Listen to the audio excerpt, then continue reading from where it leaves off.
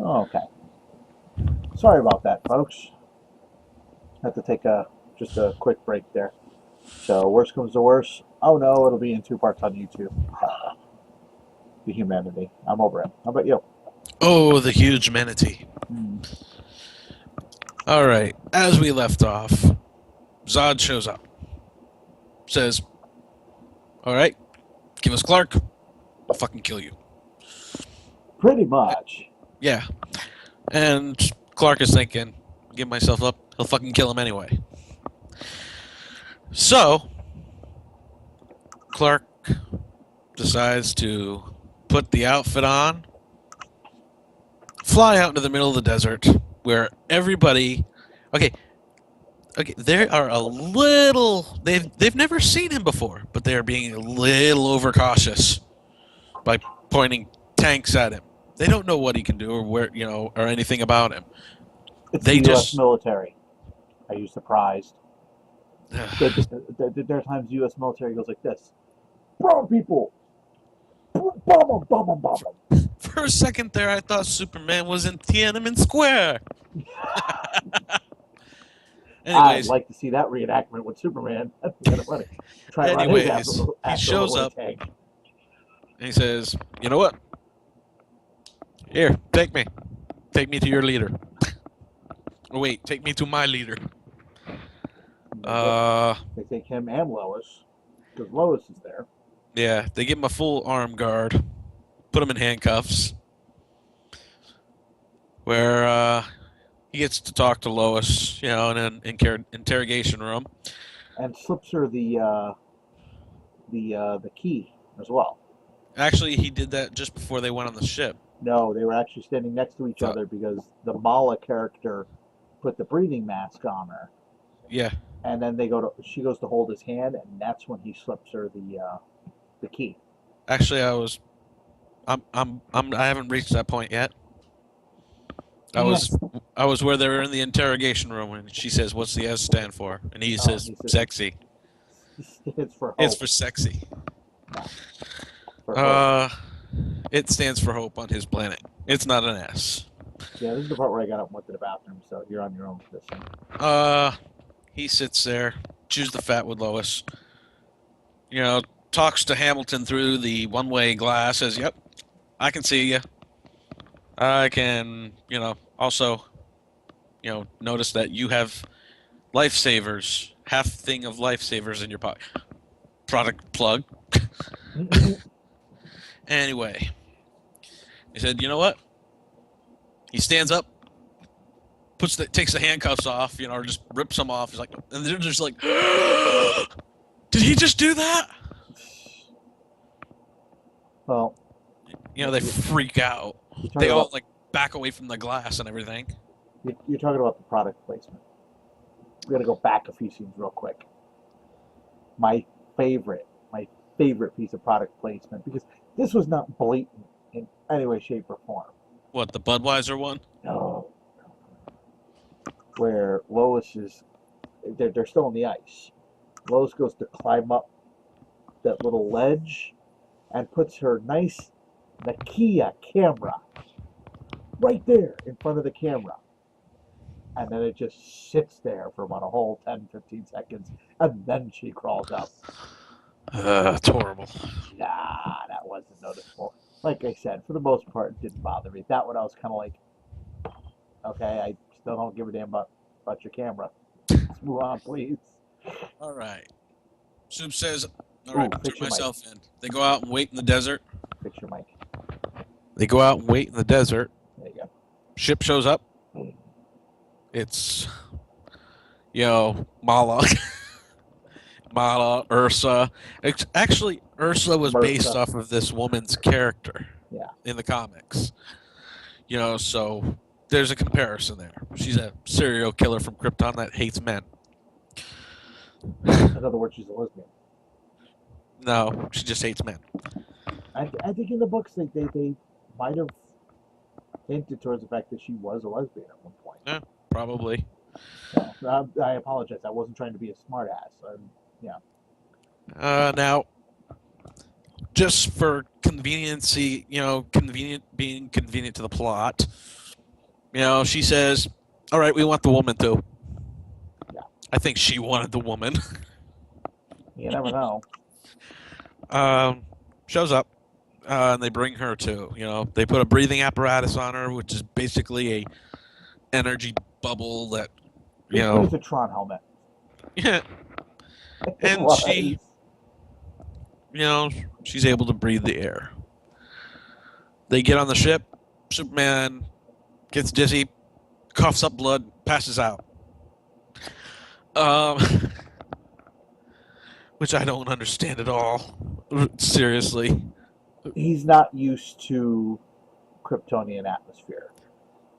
Yeah, but you'll see why this pisses me off later. He's not used to Kryptonian atmosphere. No, I know. I But know. I know. Did I mention anyways, I know? he Trying not to wakes know, up. but I know. He wakes up and he's talking to Zod. And apparently he's in a they're kind of doing like this. Kind of their sick bay. Yeah, he's kind of in like a mind meld with Zod. Zod's in his head. Yeah. That's one way of putting it. He's using Clark's memories to make his own world. Now, he says, "You know what? We searched for the Codex because we forgot how to have sex over the past 1,000 years and we don't know how to make children. So we need a computer to help us." Goes. We don't know where it goes. We told. Just a baby cat in our belly. They forgot how to have sex. Sorry, I had to. I don't know why I managed to get a fat bastard reference in there. They need this codex so they can clone more Kryptonians. So, he's just prying through Clark's head, trying to find out where it is. Because he says, "You know what? We're gonna fuck this planet. We're gonna turn it into a new Krypton, Yeah, and we're gonna kill every to, human being on it." Later on, they do quite literally try to butt fuck the planet. Yes. It's the weirdest version of terraforming I have ever seen in my life. But anyway. Well, it's explainable. Clark wakes up. He's in their sick bay. They said, "Oh, our atmosphere has nullified your power." I mean, unless they sucked the radiation out of his cells, he should still have some strength. Yeah. You know what? Because he flies through deep space. Away from our, Yeah.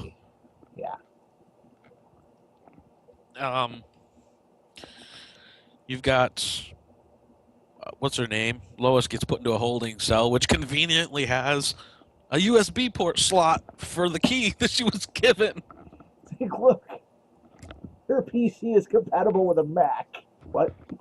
Oh, all right. We got entertainment, man.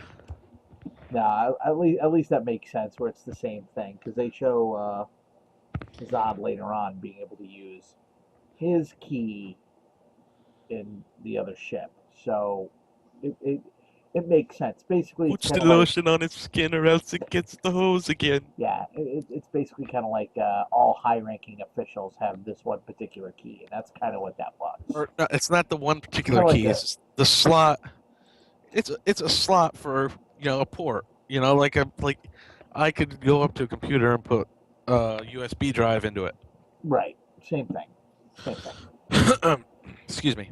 All right. Sorry. So Lois has it, inserts key, pushes it in, and Jor-El appears. And apparently, having never met her, knows who she is. Right. My only explanation for that is the sensors on the ship when she was on there the first time. Recognized her. Yes. Yeah. Which I can kind of work with it. Although this turns out to be one of the funniest damn scenes in the entire movie. Yes, I love this scene. Quite unintentionally hysterical, but hysterical regardless. This is one of the best scenes for me. I loved it. I mean, up to this point, Jor-El has been more effective than Superman. Yeah. The dead guy has done more to beat the villains They're the superhero of the movie. He even came up with the plan to defeat them. Which I think it's hysterical that they waited for that one guy to walk into the door and then he drops the door on him and basically crushes him. All right, so he's helping Lois escape. He hacks the ship. His AI, Jor-El's AI, hacks the ship. Yes. Every time somebody comes by, he's just like closes his fist, and the door closes, keeping people from getting in or squishing guards. Exactly. And then he has Lois pick up one of the weapons. He's like, "To your right, behind you, this way, fire." Yeah. Sorry, having a little mic trouble here. Yeah. Then he proceeds to lead her to an escape pod. Says, "Move your head to the left." Goes like this. And the female antagonist proceeds to punch a hole in the ship. Apparently, their ship nullifies the powers, but she still has hers. Yeah. This is after. Plus, this is after. Actually, that can kind of be explained away. Jor-El had switched the atmosphere back to Earth. She also had her helmet on at that point. Ah, good point. So she was breathing normally by that point.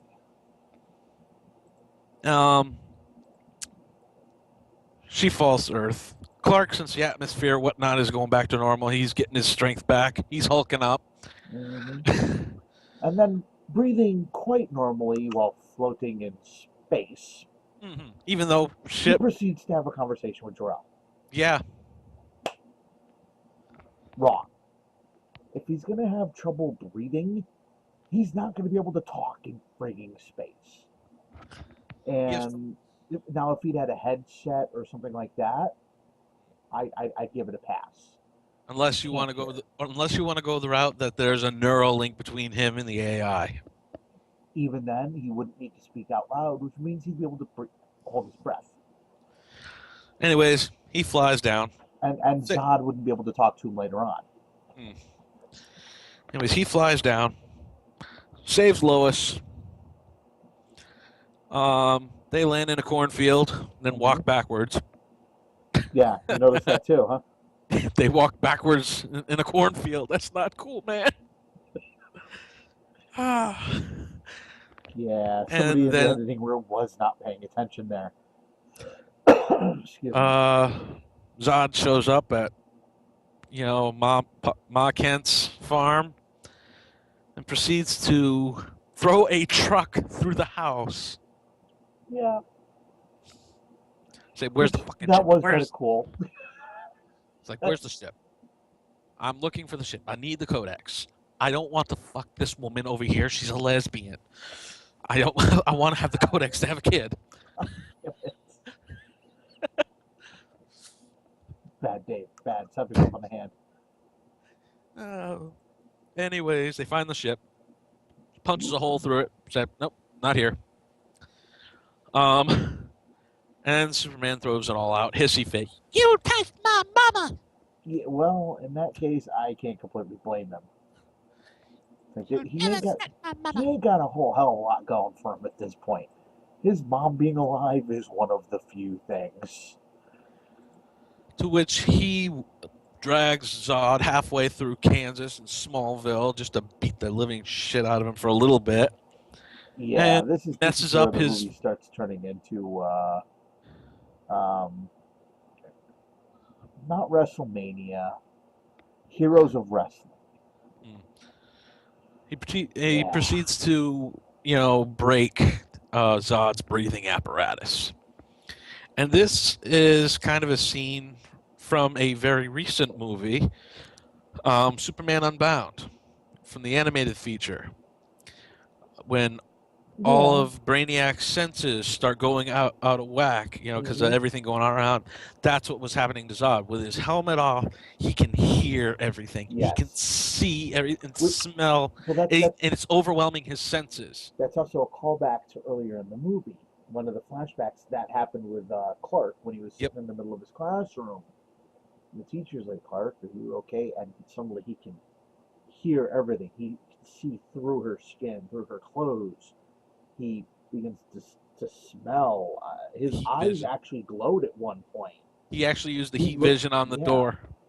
And So another thing, why did the whole class accompany her to the closet? because they wanted to make sure that they could get at least one person in there where you could hear a little kid say, "He's a freak." He's not normal. Yeah, that's the only reason for that. All right. Zod retreats. And now you get a nice little callback to Superman 2. He retreats, and you hear people in the background give the ultimate Monty Python cry, "Run away!" And everybody starts closing up and locking their doors like they're Anne Frank. Only if Justin Bieber were visiting. But anyway. Now you get a nice little callback here from Superman 2. Now, you get the female character and an exceptionally large male Kryptonian in a full body armor, never talks. Now, according to other things, his name was Namek, a character from the comics who tried to... Yes, I know you're thinking Dragon Ball. I couldn't help it. They said his name is Namek, and I'm like, is Piccolo on his way? Well, apparently his character was a Kryptonian who tried to merge his DNA with something else to try and make himself immortal, and he became some sort of a freak. I know what he tried to form his DNA with. Let's see how many people can get this. He tried to form his DNA with this little pink dog from Star Trek. This little pink dog had little horns. And Spock was talking about how vicious it was. It was so vicious that it was sitting there panting and wagging its tail. That's what he tried to form his DNA with. That's why I'm the captain! I'm the captain! I was hoping you'd get that episode. I'm Captain Kirk! Speaking of which, Taking on Trek will be coming back soon. Anyway. Wow. All right. You get an all-out battle where you see three things.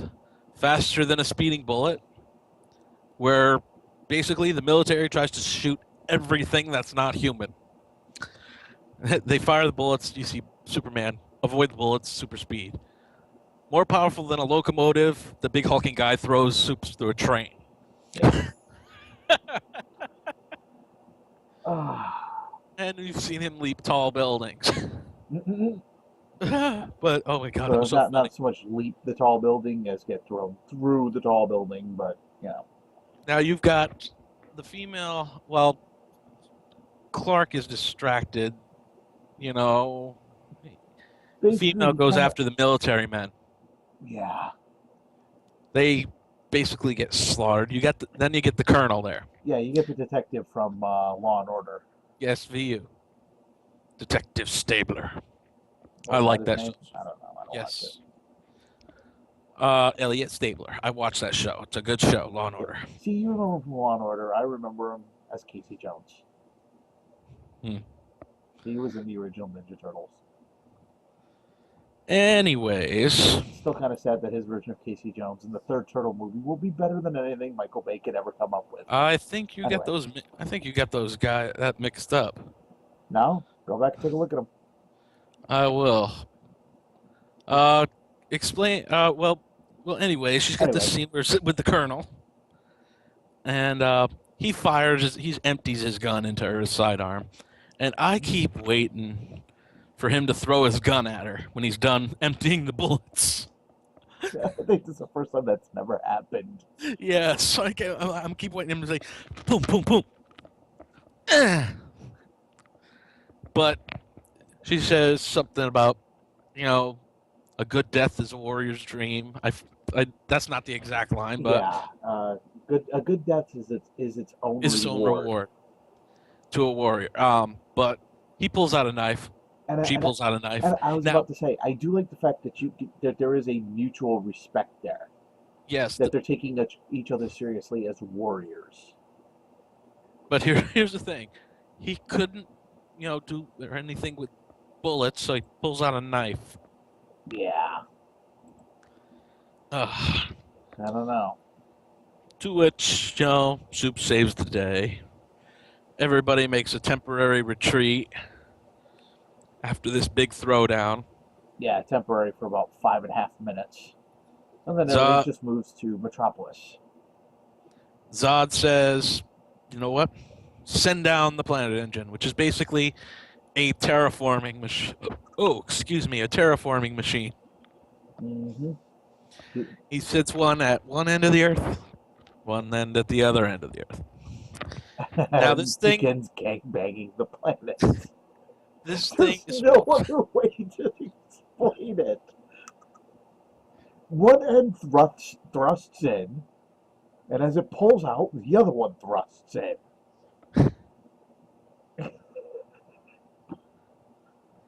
uh, I understand that in a very weird way, it does actually work.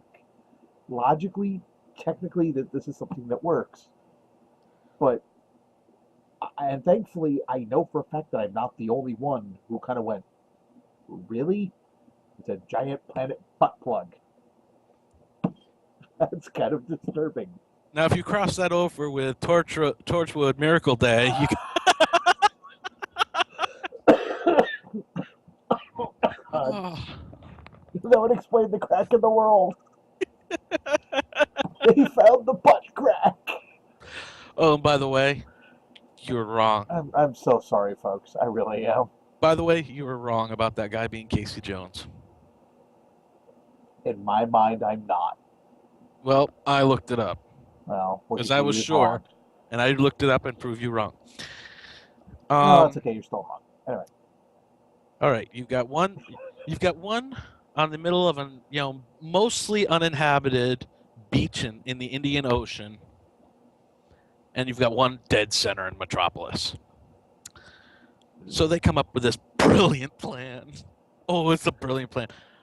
We're going to send everybody back to the Phantom Zone.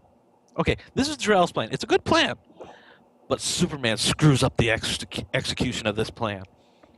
Yeah, Superman is kind of a dim bulb in this movie.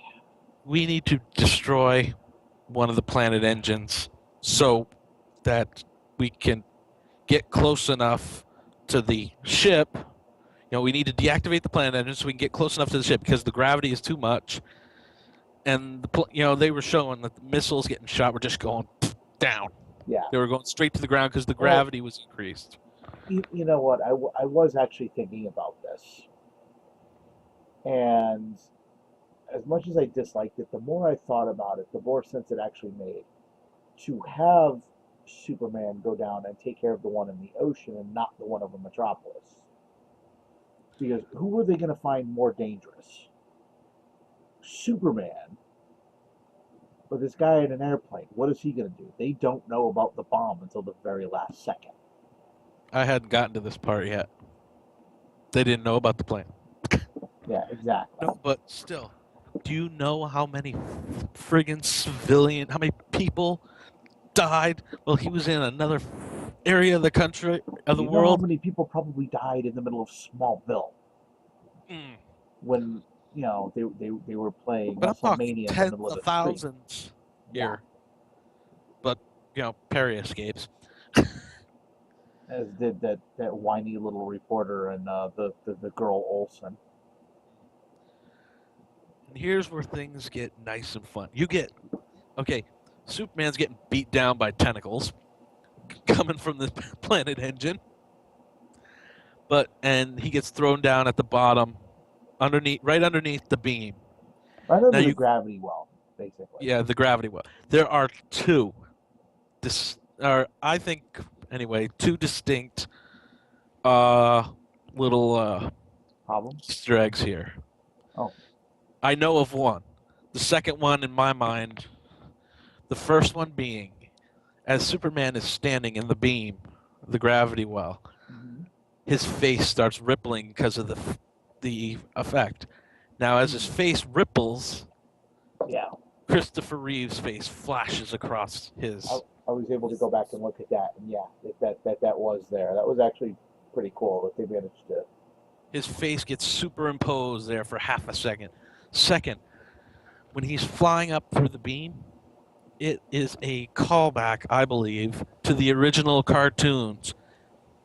You Oh yeah, the remember, death ray. he's punching through the death ray. Yes. The old shoot. I know what they are, and I can't think of the title. Anyway, I'm sorry. Anyways, he flies up through this thing, destroys it. Now, basically, their plan is to take Superman's... Fletcher cartoons, that's what they were. Basically, their plan was to take Superman's ship, which had the Phantom engine, and use it as a Phantom Zone bomb, basically, to send everybody, all the Kryptonians, back to the Phantom Zone, the entire ship. Now, Zod is away from the ship right now, the main ship, because he is in Superman's ship, the fortress or whatnot, about to drop all of his DNA on the planet, and that really sounds horrible. Not even remotely what I meant. That's really not what we were going for, but... Ooh. But he's proceeding to have an argument with a dead guy. Which, again, Superman is down there fighting the Legend of the Overfiend again. And Jor-El and Zod are bitching at each other about how the planet should not be overrun. And then Zod says, fuck you, and deletes Jor-El. Yeah. Or basically shuts his program off, at least. But, alright. Oh, there. Yeah. Now, the gravity beam gets shut off. The ship flies in. Then you get Christopher Maloney's character, the Colonel, repeats the line to the female antagonist. A death is a warrior's, a good death is its own reward. Yes. To which he and Hamilton, which kind of pissed me off, they got rid of Hamilton, a main character. Yeah, but it's not the first time they've done that in one of these DC movies. It's not like because they could have used him they could have have used him eventually as a build-up to Cadmus or something. I don't think they're going to be doing. Dude, after this movie, after what happened in this movie, they definitely need a Cadmus. But maybe. Anyways, pretty much all of Metropolis is most of it's a crater now. Yeah. When you can look at that and say you've seen less destruction from nuclear bombs. And the funny thing is, it stops. By the way, her name is Feora. Feora, yes. I'm sorry. I keep wanting to call her Ursa or. That's okay. I just finally had to look it up. I just looked it up. And it's amazing how the destruction just stopped this shy of Perry White and, other main characters that, aren't much into this, Mm-hmm. Well, Hamilton, you can kind of get away with killing. Perry, no. Now, some of my friends think that not all the Kryptonians were dead. They got killed. I still think they're alive, but in the Phantom Zone. Yeah, kind of like Superman 2. Everybody's like, oh, well, they did this and he got rid of them. When they dropped them into the pit, I don't think any of them died. I think what it was is basically there's an area beneath that. And he's like, you're powerless. You're not climbing back up. You're just trapped there. Yeah, to starve to death. I'm pretty sure he didn't do that, but anyway.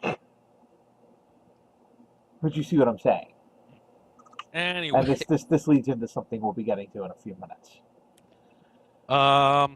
Yes, but he thought, one of my other friends, George, he thought that because, the ship was crashed into by that plane and everybody just blew up and died. I go, yeah, but there was they still had I some wouldn't be strength surprised left. I wouldn't be surprised if some of them got killed. Yeah, but a lot of them, the ones that were out of the ship, that had been out of the ship, have some super strength left to survive. Yeah.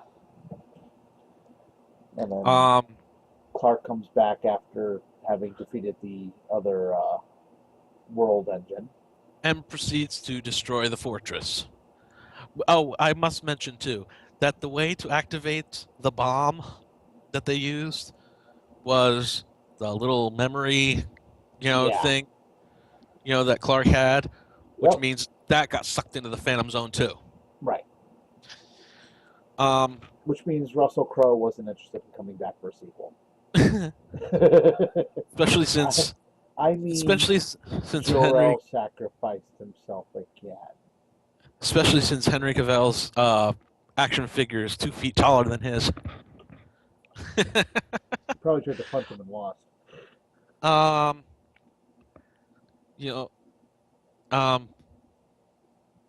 Throughout this, and Superman ends up destroying the fortress, and all the little babies inside of it.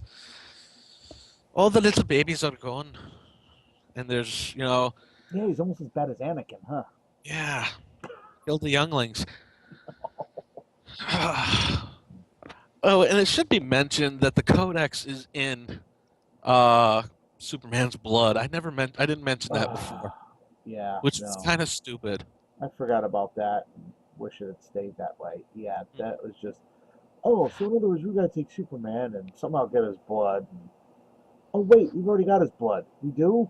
From when? From when he spit up on the bloody deck. Here's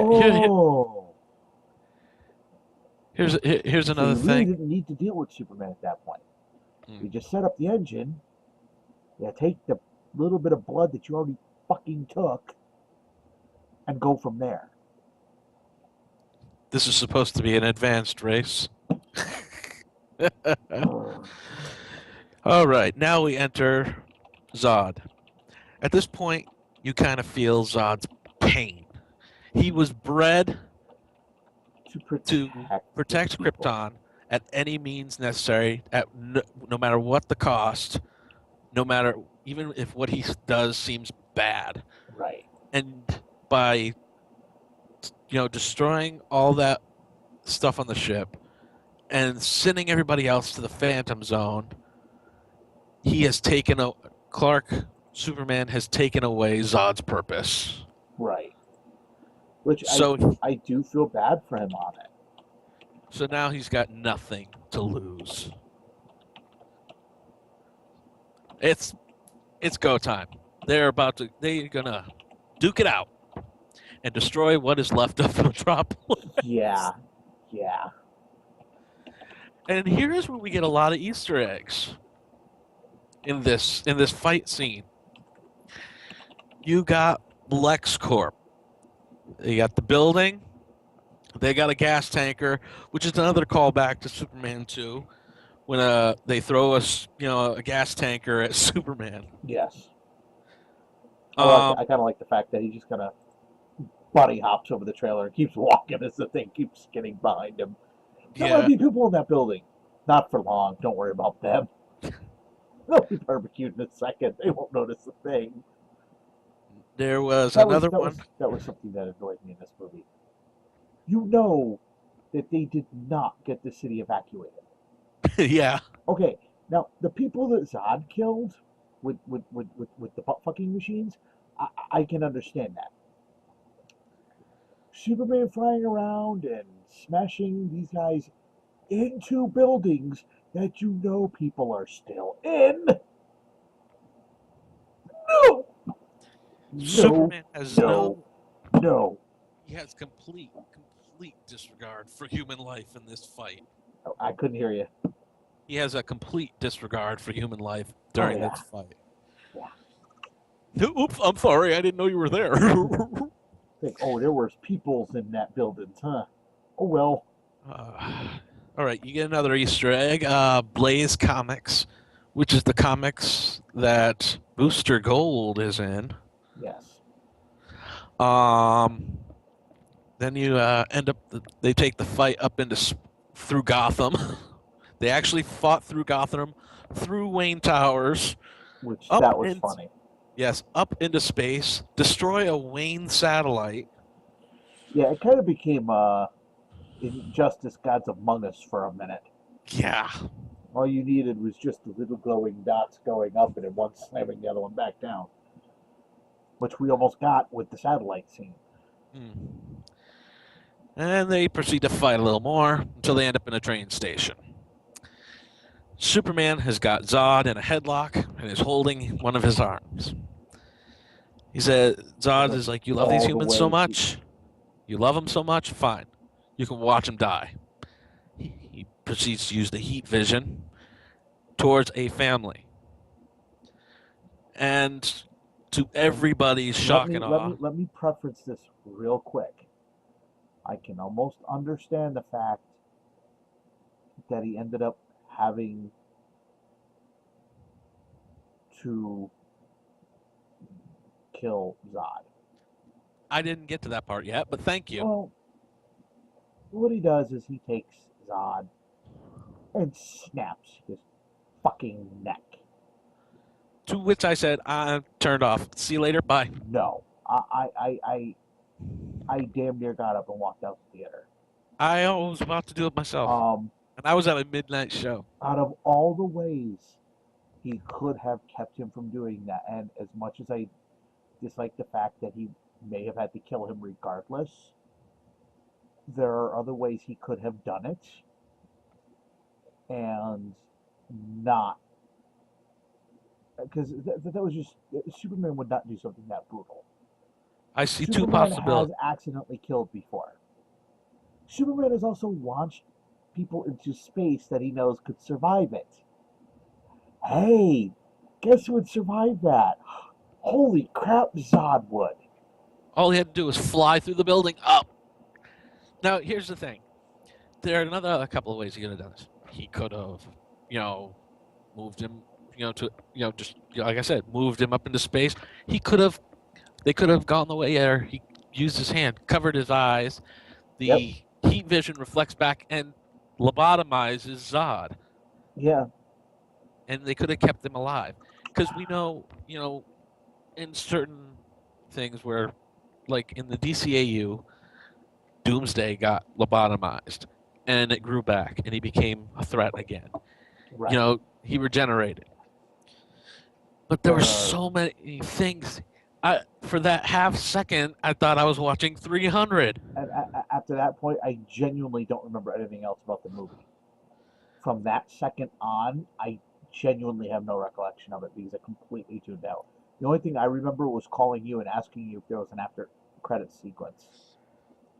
Well, after that, you've got, Superman let forth with a full-throated primal scream because he is... You're going to say a full-throated... piratical arr! What's your favorite kind of sock? Argyle. What'd be your favorite crime? Rape. Wait. What? That not be arson. Nay means nay. Anyways, Clark, screams.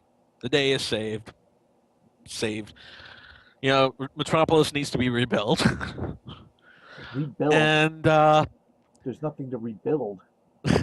Next, you will just see salt the land and move on at this point. Next, you see a car driving through the desert, and right in front of it crashes a... Yeah, that I remember. That. An unmanned drone. Funny. Superman crashes a multi-million-dollar drone into the ground just to say, fuck you, stop following. He's like, you're not going to find out where I hang my cape. Go away. Now, he's like, I love the General's reaction. Are you effing crazy? That's the closest thing we got to an actual swear word. Are you effing crazy? And right here is another Easter egg. The woman behind him, the captain, her name is Captain Carrie Ferris, which is short for Carol Ferris, also the girlfriend of Green Lantern, and later becomes Star Sapphire. Yes. And she utters the worst line in the movie. I think he's kind of hot. Thank you, Paris Hilton. Go away. And then you get, your final scenes. Apparently the Daily Planet wasn't destroyed because they're back at work. Yeah, that took no time at all, did it? Clark, he's driving up on a bicycle.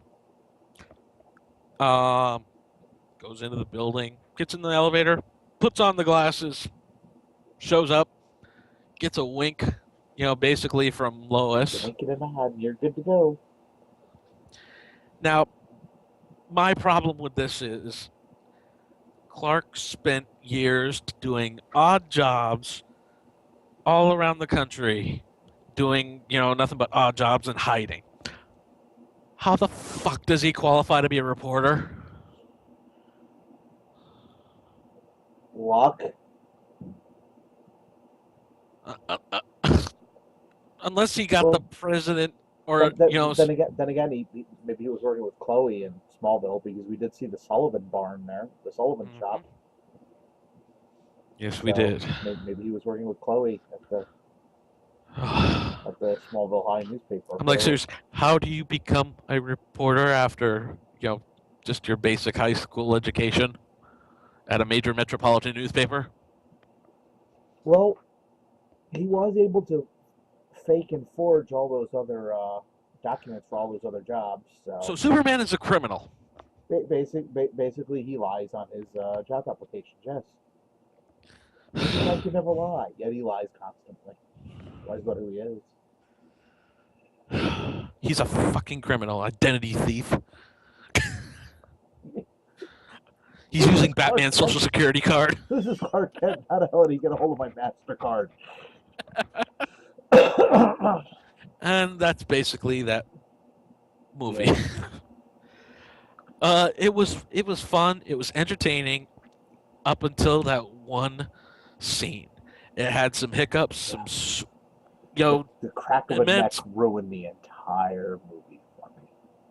Yeah, I was just like, wait, what? I won't lie and say it was a bad movie, because it wasn't. It wasn't a great movie, but it wasn't a bad movie.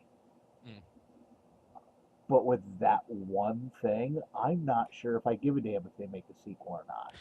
And that's the other thing.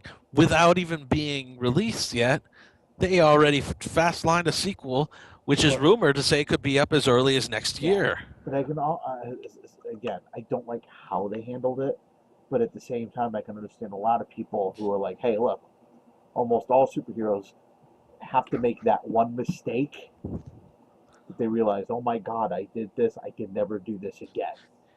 Now, and him snapping Zod's neck is their hey, he can never cross this line again. Bull crap. Well, the brutality of it is what pissed me off. Exactly. Now, granted, in Superman 2, when he killed Zod, and I'm officially saying for my own, he killed Zod. He depowered him first. He had no powers. That was ultimate. That was even then. No, that was even if he did kill him, it was so goofy at that point. You got Superman looking at his shield, and suddenly it's turning into Saran wrap. I'm not talking about that, but still, he took away his powers. Zod was no longer a threat at that point. Right. And what did he do? He broke his hand and threw him down a fucking pit. Yeah. Which is crueler than Zod being able to fight back. At least Zod was able to fight back this time. Mm-hmm. Which I give him this. The fight, I think, dragged out a little too long. But for the most part, it was just a lot of fun to actually see Superman fight. He spent a lot of, well, he did spend a lot of time on his ass. Yeah, well, kind of the opposite of Superman Returns. It's like, oh, Superman's big save was he visioned some glass so it wouldn't hit people. Yes, they just had hot glass melt on them. Yeah. I didn't say it was a good idea. But here's the thing. it made me like Superman, Returns a little better watching that movie. Just like you said, it made me like Superman Returns a little better because I did why? say that, and then I started to watch again, and I went, oh, I remember what I liked about Superman Returns. It wasn't the movie; it was the documentary that went along with the movie. You kept hearing Kevin Spacey go, "Grab him by the face, take 28, Take grab him by 25, the grabbed by the face." face. No, but at least he had the ideals, even though they weren't allowed to say them in the movie. He had the ideals, except for when he played Peeping Superman. No, I the just worst thing about that all I movie. remember in my head when I'm watching Superman Returns and he's staring at Lois and Cyclops in the house having a conversation, all I can hear in my head is Superman going, "Lois, I can hear you, Lois. I Look am out your watching. window. I am watching you be." Yeah, exactly. This is the shit that was going through my head. He set his heat vision to low to make her moist. Yes. It's kind of like a pot roast. You're just gonna water it once in a while. Oh, that's How did we get horrible. there? That's Why horrible. did we get there? Same reason we Jesus. talk about Tom Baker and Canine. We won't go into that, folks. That is very disgusting. The news. Affirmative, master. The news. Zip it. Hey, Pinocchio, do me a favor and lie a couple times, will you? I'm so sorry. Okay, can we get back to what we were doing? All in all, I'm Well, out of 5. I'm gonna rate Super. we're scoring it out of 5. Okay. I'd have to give it a 2.5. I'm just gonna say, I guess I can recommend it. It's a good action flick if you want. If you're into action flicks, if you're into plot holes and story, lack of story and you know unnecessary When it comes violence. to plot holes, if I could make it through Star Trek Into Darkness and not rip all of my hair out, the plot holes in Superman were a lot smaller. He stuck his people into missiles with live warheads, while the Autobots rode Dinobots across the screen. Anyway, no, I have not let that go, nor will I. And you will see the movie. You will, No, no, I won't. because you'll have to. Because you'll have to review it. Fuck no, I have managed to avoid the other 3. I ain't breaking that streak now. No, I take that back. I saw the first one and was laughing. Not with it. I was laughing basically out of pure insanity because it's like it can't get any worse. So it just did. You're so crazy. Mhm. But yeah, that's pretty much it for Superman. I like Dave. I can recommend it if you really enjoy a good action film.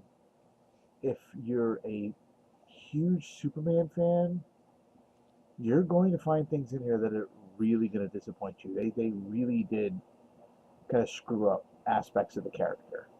There are a lot of aspects they got right. There's a lot of aspects they got wrong. And I so wish that I could end this review with the theme from The Greatest American Hero. Sadly, I know it get pulled down for copyright reasons.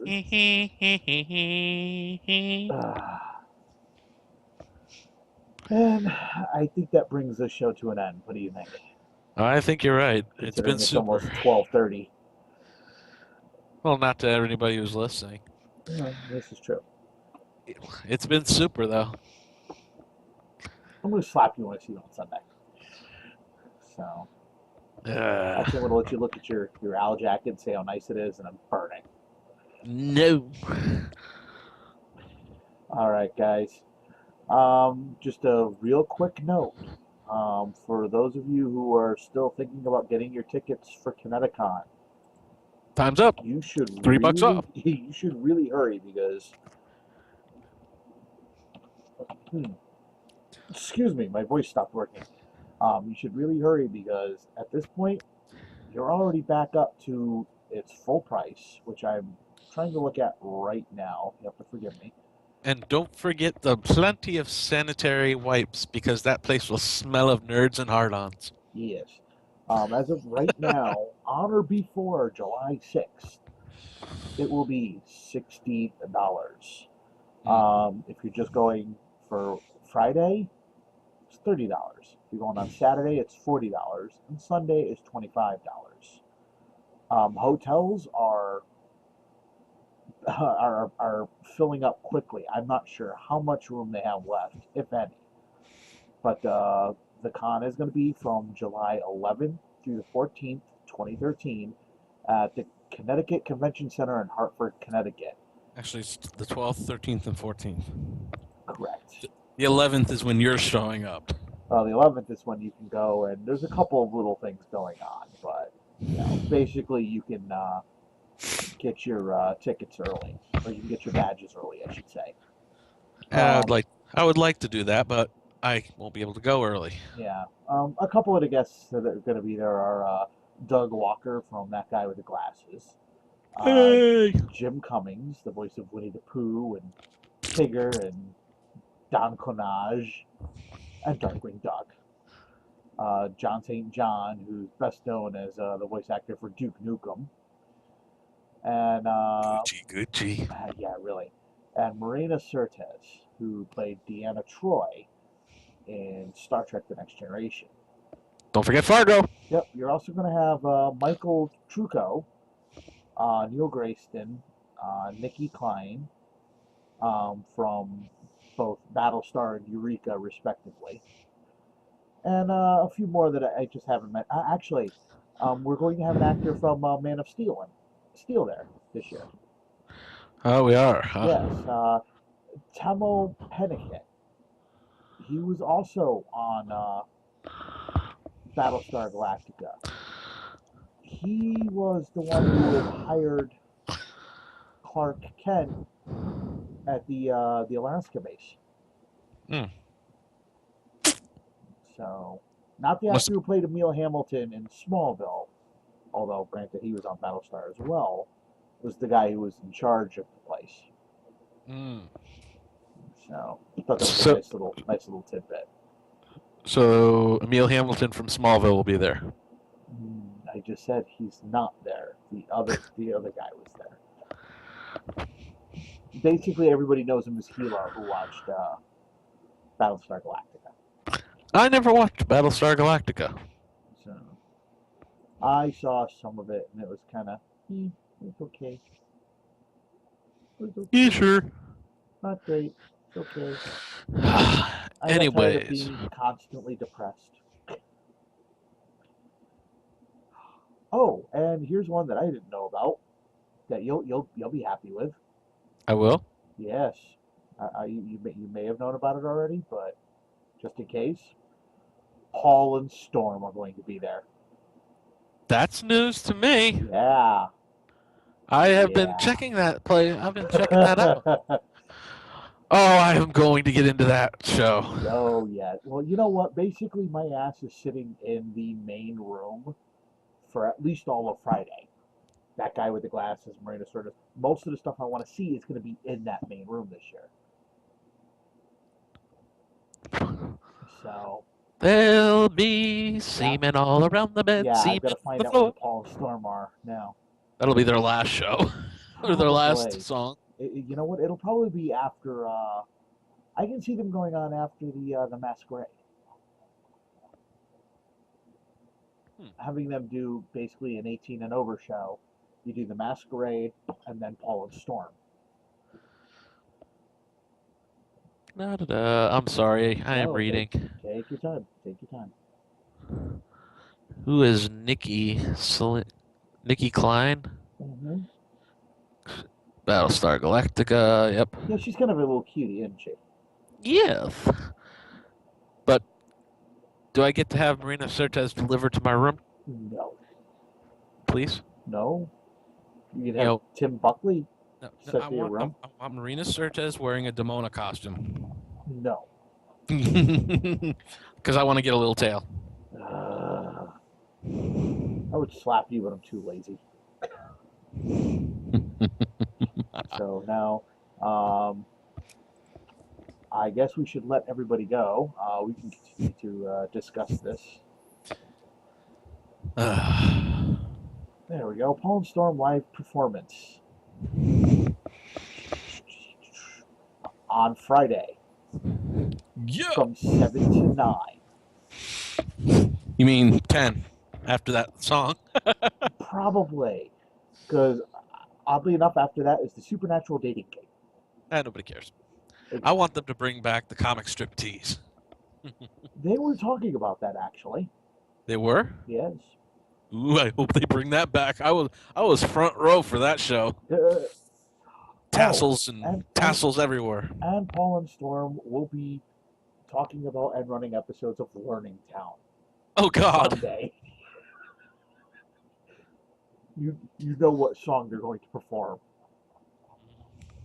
They're going to do the sausage song. I want to hear the nun song. Nun fight. No nun fight. Okay. All right. How about if you want to turn your daddy parts orange? All right, folks. That's pretty much it for this show. We're just babbling now. Yes, because we are tired and we have too much coffee. I'm Joe. I'm Dave. And we will see you next time on Wibbly Wobbly Geeky Weekly. Until then, take care. Bye.